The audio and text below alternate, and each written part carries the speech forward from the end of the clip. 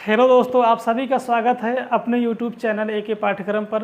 तो हम लोग आज बात करने वाले हैं, जैसे कि अपनी लास्ट क्लास में आप लोगों ने बाइनरी सिस्टम बहुत अच्छे तरीके से सीखा होगा। तो आज हम लोग बात करने वाले हैं लघुगणक पर, लॉगरिथम यानी जिसे हम लॉग कहते हैं उसको देखेंगे, और कुछ क्वेश्चन हम लोग बार के भी देखेंगे जो बार वाले होते हैं। और इस तरीके से दोनों कॉन्सेप्ट को आज हम अच्छे तरीके से क्लियर कर देंगे। उसके बाद से, क्योंकि कल हमारी आने वाली है नंबर सिस्टम की अंतिम क्लास, जो कि लगभग 1 घंटे तक की हो सकती है, और उसमें हम लोग बहुत अच्छे तरीके से 12 से 15 कुछ प्रश्नों को देखेंगे, और सारे प्रश्न हमारे अलग अलग टाइप के होंगे। तो कल की क्लास ज़रूर देखें। तो आइए आज हम बात करते हैं अपने टॉपिक पर, जिसका लघुगणक को देखें क्या होता है और किस तरीके से होता है। बहुत अच्छे तरीके से हम लोग सीखेंगे, जो कि थोड़ा सा अलग टाइप बनता है, लेकिन हम लोग कोई भी टाइप छोड़ने वाले नहीं हैं। तो आइए, जैसा कि लिखा होता है लॉग बी और base a equal to x अगर लिखा हुआ है, तो इससे हम अगर लॉग हटाएं तो ए की power x equal to b लिख सकते हैं। हमेशा जब भी ये यहाँ पे लिखा होता है, यानी सिंपल ये होता है, ये इक्वल में जाता है, और ये जो इसकी पावर ये बन जाती है। इस तरीके से लिखा, जैसे अगर आपको दे दिया जाए लॉग 125 बेस 5 इक्वल टू 3, तो इसको हम कैसे लिख सकते हैं? इसका मतलब हुआ 5 की पावर लिख देते हैं, जो x होता है, x की पावर है 3 इक्वल टू 125। बताइए 5 की पावर 3 125 होता है कि नहीं होता है? तो इसको हम लॉग के रूप में इस तरीके से लिख सकते हैं, और तो इस तरीके से हम इसे डिफाइन करते हैं। और इसकी कंडीशन ये होती है कि ये लॉग ऐसे है तो ऐसे कब होगा? इसकी कंडीशन है कि b is greater than 0, a is greater than 0 and a does not equal to 1, यानी a जो है 1 के बराबर नहीं होना चाहिए। अगर ये कंडीशन फॉलो करता है तब हमारे ये अगर फॉर्म में है तो हम a की power x equal to b लिख सकते हैं। कभी कभी आपको यही पूछ लेता है कि ये ऐसे कब लिख सकते हैं, इस 3 कंडीशन एक और दे देगा, बोलोगे इसमें कौन सही नहीं है।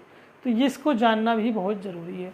उसके बाद हम इससे बहुत डीप में नहीं जाएंगे, क्योंकि लघुगणक में डीप में तो बहुत सारे क्वेश्चंस होते हैं। आप IIT वगैरह बहुत बड़ा चैप्टर है, बट हम सिर्फ उतना पढ़ेंगे जितना हमारे सिलेबस में है, और जितने से हम प्रश्न सही कर ले जाएं। तो इसमें हम नोट करके लिख सकते हैं।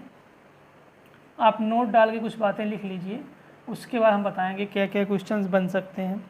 जैसे कि पहली चीज़ तो यहाँ लिखेंगे, यदि बेस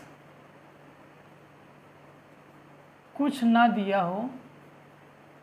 दिया हो तो बेस 10 मानते हैं। बेस हम 10 मानते हैं। अगर कहीं कुछ नहीं लिखा है, जैसे दे दिया आपको लिखा है log 5, अब log 5 यहाँ बेस कुछ नहीं लिखा है, इसका हम मान के चलेंगे बेस इसका 10 होता है। ठीक है, इस तरह से पहला पॉइंट है कि यहाँ पॉइंट 1, पॉइंट 2 लिखेंगे। पॉइंट 2 पर हम अगर लिखेंगे बात करें, तो पॉइंट 2 पे हमेशा ये log 1 की वैल्यू 0 होती है। log 1 की वैल्यू क्या होती है? 0 होती है। 3 नंबर लिखेंगे, log 10 की वैल्यू 1 होती है। log 100 की वैल्यू 2 होती है, और log 1000 की वैल्यू कितनी हो जाएगी? 3। यानी ये सीरीज में अगर हम बात करें तो ये जितने 0 होंगे उतनी वैल्यू बढ़ती जाएगी। 1 1 आता कैसे है? इसकी एक प्रॉपर्टी होती है। जैसे log 100 की अगर हम बात करें तो इसको लिख सकते हैं log 10 की पावर 2, भाई log 10 की पावर 2, और यहाँ पर log 1 की वैल्यू कितनी होती है? 0 होती है। अब इसे हम लिख सकते हैं 2 log 10, क्योंकि इसकी एक प्रॉपर्टी होती है, वो प्रॉपर्टी यही बताएंगे। अब इसके बाद 2 इंटू log 10 की वैल्यू कितनी होती है? 1, और मल्टीप्लाई करेंगे 2, इसलिए स्क्वायर है तो log 100 की वैल्यू 2 हो जाएगी। इसी तरीके से ये आता है, इसे हम ध्यान में रखेंगे। उसके बाद से क्या हम लोग सीखने वाले हैं इसमें? तो सबसे पहले यही सीखने वाले हैं, ये कुछ फार्मूले हैं, इसे हम नोट कर लेंगे। कुछ फार्मूले हैं। नंबर फर्स्ट यहाँ लिखेंगे log m की पावर n। अगर कहीं ऐसे लिखा है log m की पावर n, तो इसे हम लिख सकते हैं n log m, पहला फार्मूला। दूसरे की बात करें, अगर कहीं पर लिखा है log m इंटू n, तो इसे लिख सकते हैं log m plus log n, यानी मल्टीप्लाई में है तो इसे प्लस के रूप में लिख सकते हैं लॉग के साथ अलग अलग। उसके बाद कंडीशन पॉइंट 3 देखें फार्मूला में, अगर कहीं भी लिखा है log m/n तो इसे हम लिख सकते हैं log m minus log n, ये लिख सकते हैं। log m/n है तो log m अगर डिवाइड में है तो माइनस में आ जाता है। ये सारे फार्मूले हैं और आप लोग इनसे परिचित भी होंगे बहुत सारे लोग। उसके बाद से हम लोग बस इतना ही इसमें सीखना, यही से क्वेश्चन आपके बन जाते हैं। किस तरीके से क्वेश्चन बनते हैं इसका स्क्रीनशॉट ले सकते हैं आप, तो हम लोग इसके रफ करेंगे और आगे सीखते हैं क्वेश्चन किस तरीके से बनते हैं। तो आप लॉग में इतनी चीज़ें सीख चुके हैं। जैसे कि हम एक क्वेश्चन अगर बात करें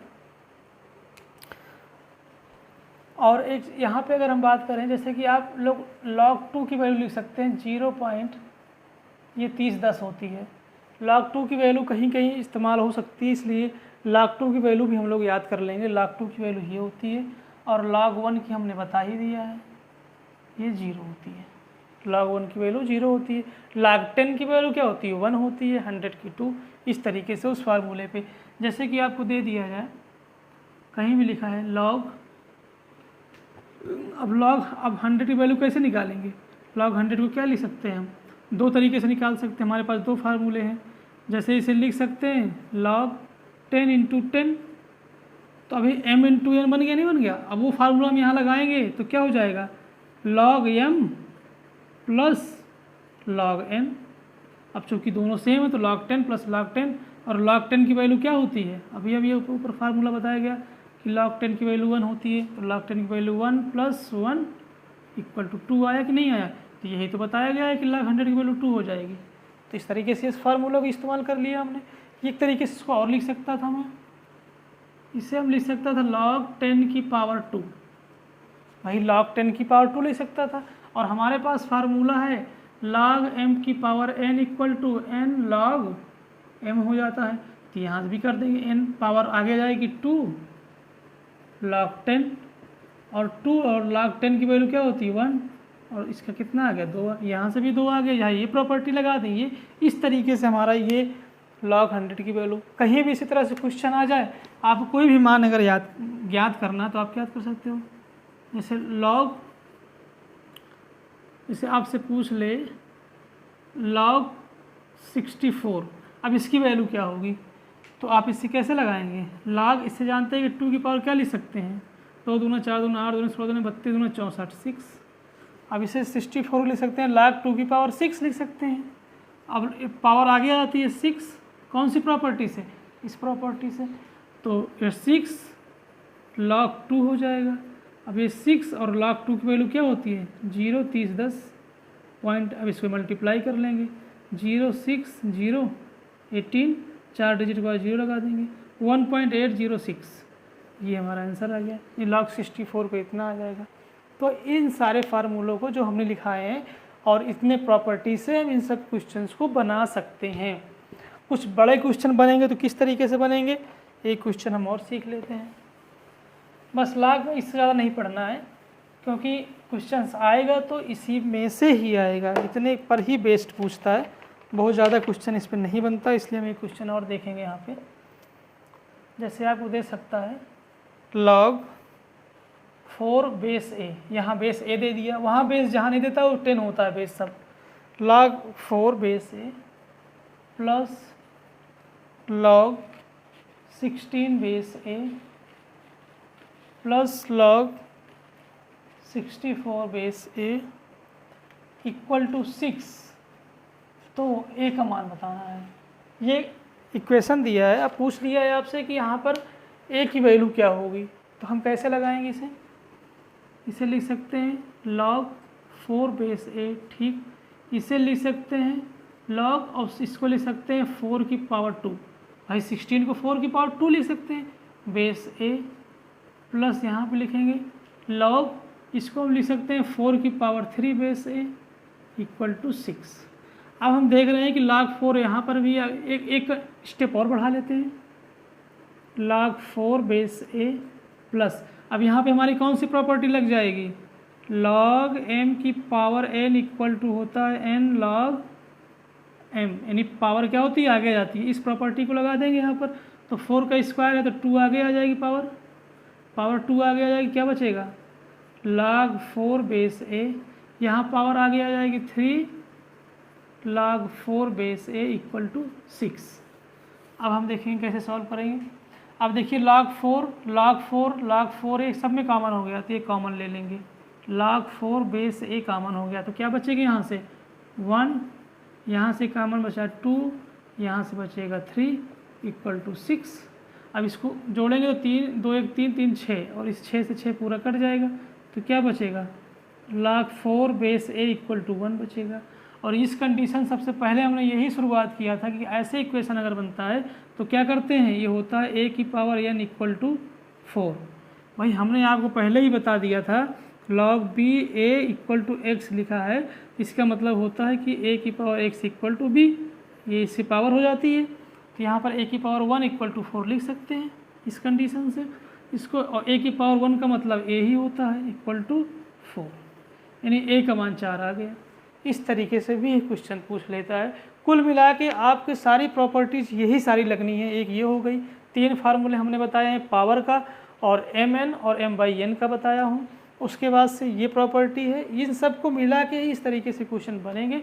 इससे डिफ़िकल्ट क्वेश्चन आपको बैंक एसएससी रेलवे में नहीं पूछने वाला है। तो आशा करते हैं कि आपको लॉग्स की क्वेश्चन समझ में आ गए होंगे। तो आज हम छोटा सा टॉपिक एक और है, बार की क्वेश्चन भी यहीं पर सीख लेंगे क्योंकि हमें नंबर सिस्टम को समाप्त ही करना है। तो बार वाले क्वेश्चन यहाँ पे देखेंगे, बार वाले प्रश्न किस तरीके से बनते हैं।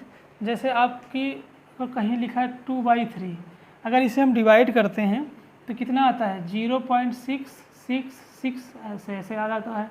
भाई 2 छंग 18 फिर 2 आएगा, फिर 2 छंग 18 फिर 2, फिर ऐसे इसे हम लिख सकते हैं 0.6 पर बार। भाई क्योंकि बार बार ये रिपीट हो रहा है तो हम 0.6 पे बार लिख सकते हैं। यही बार वाले होते हैं और इस डिजिट को हम किस तरीके से ऐड करते हैं, घटाते हैं, मल्टीप्लाई करते हैं, डिवाइड करते हैं, यही सीखना ये बार वाले प्रश्न होते हैं इस कंडीशन को।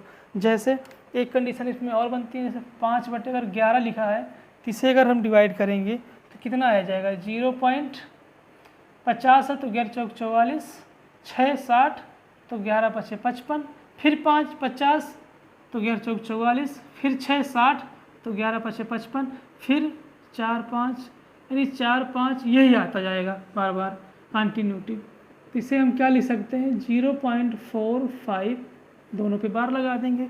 बार का मतलब ये होता है कि बार के नीचे जितने भी डिजिट है वो बार बार रिपीट हो रहे हैं, ये हो गया। अगर एक कंडीशन यहाँ पे और बनती है, यहाँ पे हम देख 5/18 लिखें, अब इसको अगर हम डिवाइड करेंगे तो क्या आएगा हमारा, तो 0.50 हो जाएगा, 18 दूना 36, क्योंकि 38 54 ज़्यादा हो जाए, 18 दूना 36 हो गया, 14 बचा 140 हो गया, और 18 सत्ते कितना हो जाएगा 126 हो जाएगा, फिर 14 बचेगा 40, फिर 18 सत्ते 126, फिर 14 140, 18 सत्ते 126, फिर 14, यानी ये बार बार अब 7 7 ही आता जाएगा। तो इसे हम क्या लिख सकते हैं 0.2। अब 2 के बाद 7 यहाँ 7 पे केवल बार रहेगा, क्यों, क्योंकि यहाँ पर 2 रिपीट नहीं हो रहा, केवल 7 रिपीट हो रहा है बार बार, तो 0.27 पे बार लिख सकते हैं 5/18 को। ये होते हैं बार वाले प्रश्न।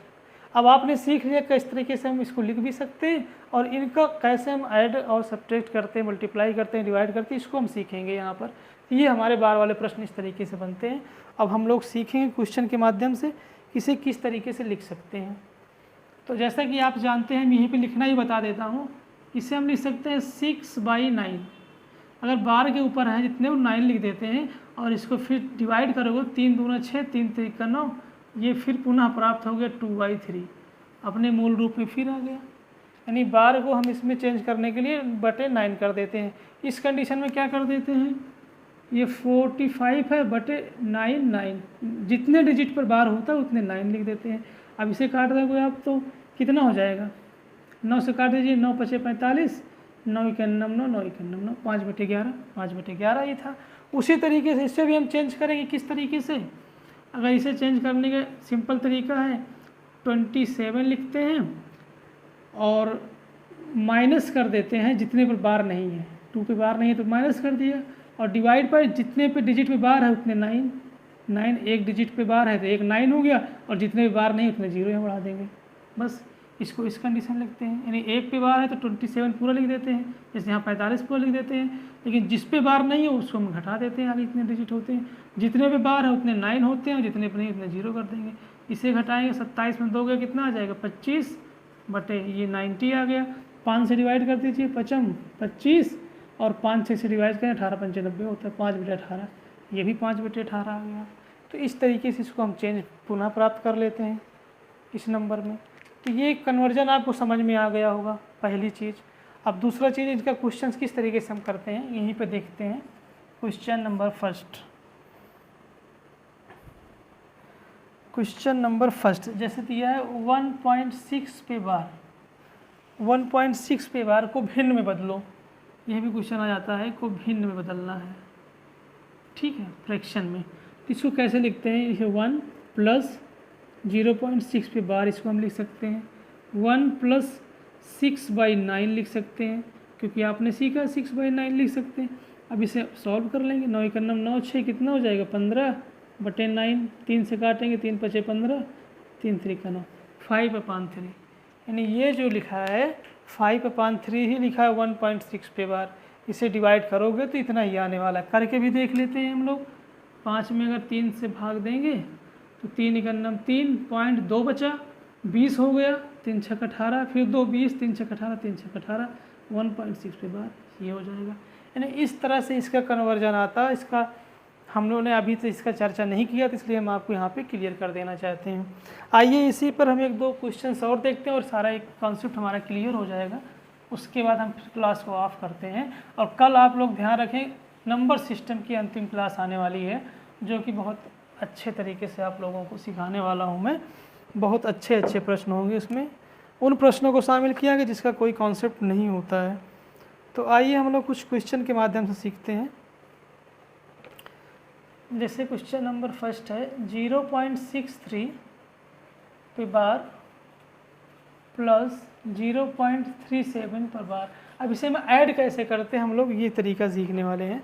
तो सिंपली अब तो पहला तरीका तो यही है कि 63/99 हो जाएगा। आप चेंज करोगे तो यहाँ 37/99, अब जिसको हम ऐड करेंगे तो हो जाएगा 100/99 भाई, क्योंकि बेस ये है, हर समान तो डायरेक्ट जोड़ देंगे, 63 से 100/99, तो ये आपका आंसर हो जाएगा 100/99।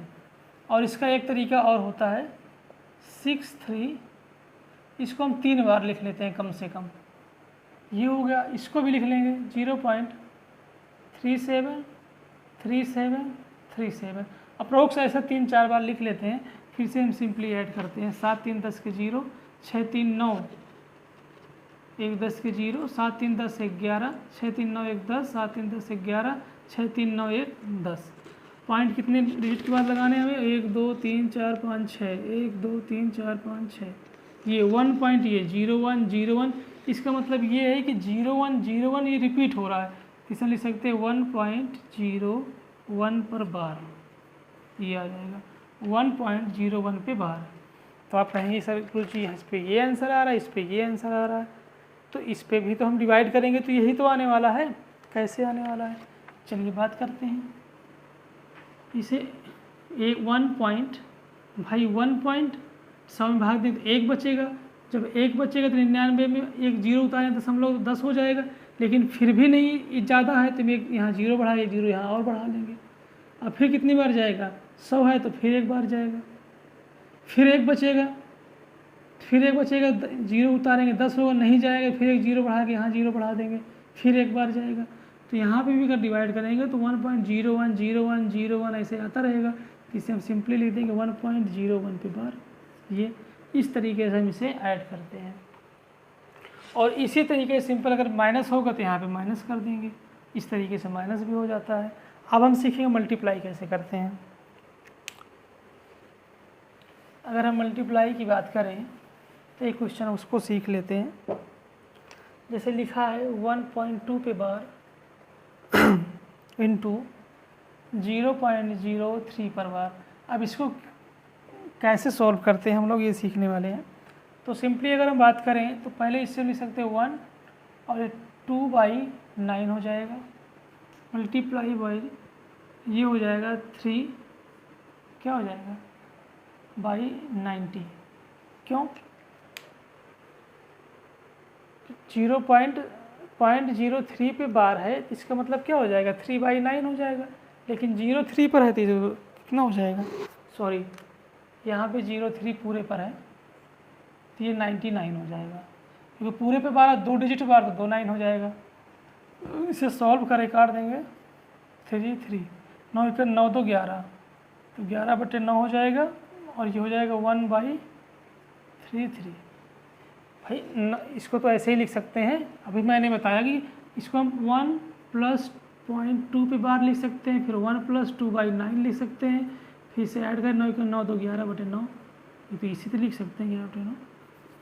उसके बाद से ये 3/03 लिख सकते हैं यहाँ पर, तो 0 कोई मतलब है नहीं आगे है तो 3/99 हो जाएगा। तो इसे हम काट देंगे तो 1/33 होगा और इसे मल्टीप्लाई करें 11 के 1 में तो 11 हो जाएगा, 9 3 27 9 3 27 और 2 29 11/297। इसका मल्टीप्लाई करेंगे तो ये आंसर आएगा। अब इस फॉर्म में अगर लिखना है तो 0 पॉइंट समथिंग करके आएगा, इसको आप डिवाइड करके देख सकते हैं। इसको जब डिवाइड करेंगे आप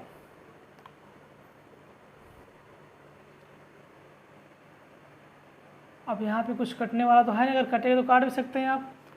अगर हम बात करें तो 11 दूना 22 7 11 7 77 यानी 1/27 आ जाएगा, 11 से काट देंगे और इसे अगर हम जब डिवाइड करेंगे तो आ जाएगा 0.037 पे बार, ये हमारा आंसर हो जाएगा। भाई 11 से इसे काट देंगे तो 1/27 आएगा, इसे डिवाइड करें 0.037 पे बार आ जाएगा, ये आप कर सकते हैं। तो इस तरीके से हम इसे सॉल्व करते हैं। उसके बाद से हम एक क्वेश्चन डिवाइड को भी देख लेते हैं। मल्टीप्लाई का हमने देख लिया, अब एक डिवाइड का भी देख लेते हैं। हालांकि इससे क्वेश्चन बहुत रेयर ही बनता है, बट आपको आना चाहिए कि अगर आ गया सिंपली तो आप कैसे करेंगे। 0.342 पे बार डिवाइड बाई 0.684 पर बार है। ऐसे है तो इसे हम कैसे सॉल्व करेंगे, तो पहले तो इसे हम चेंज करेंगे 342/3 डिजिट पे बार है तो यहाँ हम 39 लिख देंगे, ठीक। डिवाइड बाई यहाँ पे लिखेंगे 684 डिवाइड बाई क्या हो जाएगा 999, 3 डिजिट पे बार 39 हो जाएगा और सिंपली 342/999 अगर इसे मल्टीप्लाई में चेंज करते हैं अपोजिट पलट जाता है तो 999/684 हो जाएगा। अब इससे पूरा कट जाएगा और इसको आप देख रहे होंगे 2 बार जाएगा तो हमारा आंसर कितना आ गया 1.2 और 1.2 का मतलब क्या होता है 0.5, जो भी ऑप्शन में होगा वो लगा सकते हैं आप। तो इस तरीके से हम बार ग्राफ भी। तो आज की क्लास में आपने 2 टॉपिक सीखा होगा। नंबर 1 टॉपिक क्या था आपका, बार हो गया, और उसके बाद से लॉग यानी लॉगरिथम, लघुगणक और बार वाले प्रश्न भी आपने सीख लिया है। कल आपकी आने वाली है अंतिम क्लास, उसमें आना ज़रूर देखें। अगर चैनल पर नए हैं तो सब्सक्राइब कर लें और लाइक कर दें और कम से कम 5 लोगों को ज़रूर शेयर करें जो इसकी तैयारी कर रहा है, जिसको एक क्लास का लाभ मिल सकता है। मिलते हैं नेक्स्ट क्लास में, तब तक के लिए जय हिंद जय भारत।